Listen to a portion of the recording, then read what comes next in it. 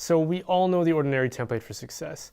Stay in school, don't do drugs, go to college, get a job, work hard, and you'll be rewarded with success. The problem is, success doesn't come through conformity, and if you're using the same playbook as everybody else, there's nothing to set you apart. So let me give you some advice that nobody else will.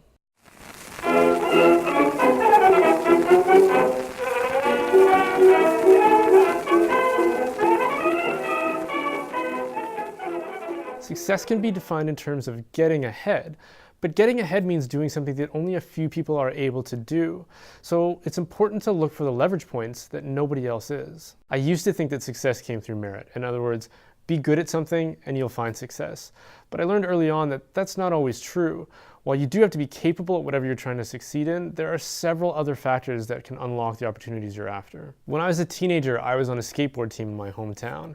And there was this other guy on the team who technically wasn't nearly as good as me and probably shouldn't have been on the team at all. But he had something that I was severely overlooking.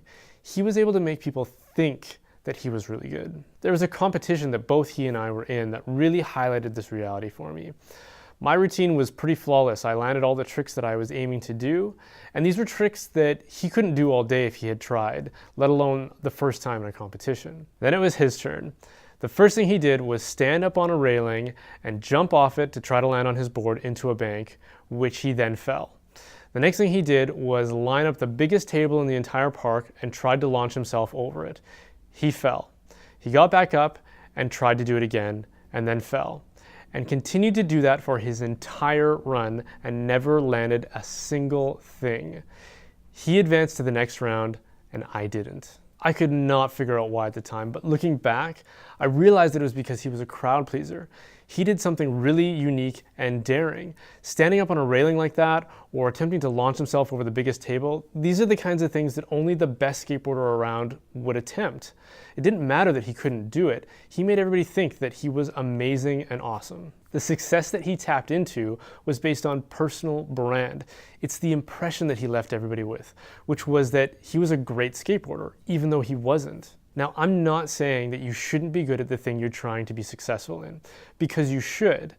What I am saying is that you can't overlook the superficial impression that people will judge you by. Instead of taking the time to know someone and truly understand their potential, we judge them based on surface level perception, and this is what defines our personal brands. If you think this is unjust, you're right, and I hope you remember that the next time someone is appealing to you for your yes. Don't fall for the BS and the guy standing on the railing. Take the time to truly evaluate somebody based on their merit. And until then, realize that merit alone isn't going to get you where you want to be, so you also need to focus on your brand. So here are 5 tips to help you improve your brand. Tip number 1, be good looking. I say that tongue-in-cheek, but it's true. I've seen countless people excel in life, not because they were amazing at their craft, but because they were just as good as the competition, but better looking.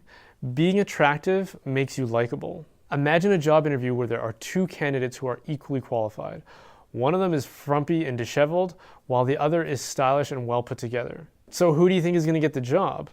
The reason is we all want to be around people who we enjoy, and good looks are easy to enjoy. Now, some of us are born with better genes than the rest of us, so I'm not saying you have to mutilate yourself to look better.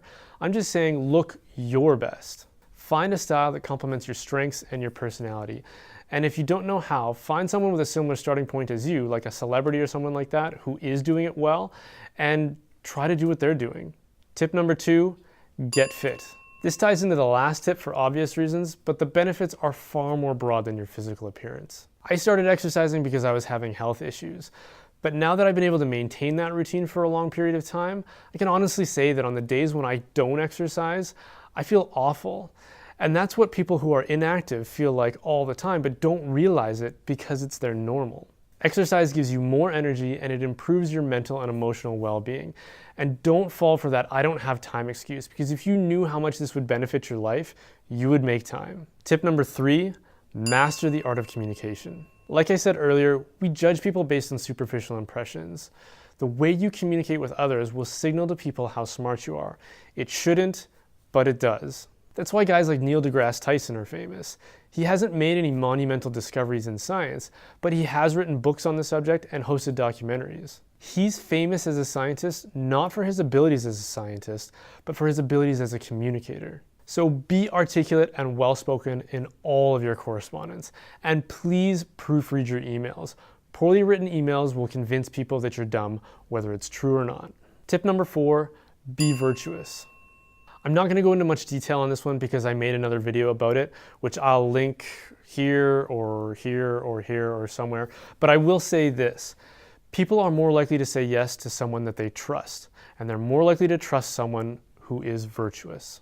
Tip number 5, be social. The old adage is true. It's all about who you know, and the more friendly relationships you have, the more opportunities will come your way. People help their friends.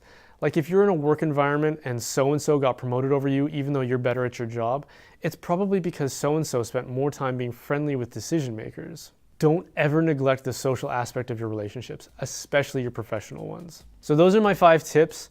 Put them to good use and let me know if they work out for you in the comments below.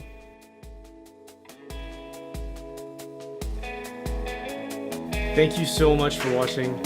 We're gonna try and make one of these videos a few times a month, and hopefully we can get it up to about once a week. And they're gonna be about topics that are interesting to me and hopefully interesting to you too. And so if they are, please subscribe and come find me on Twitter and elsewhere, and stay tuned.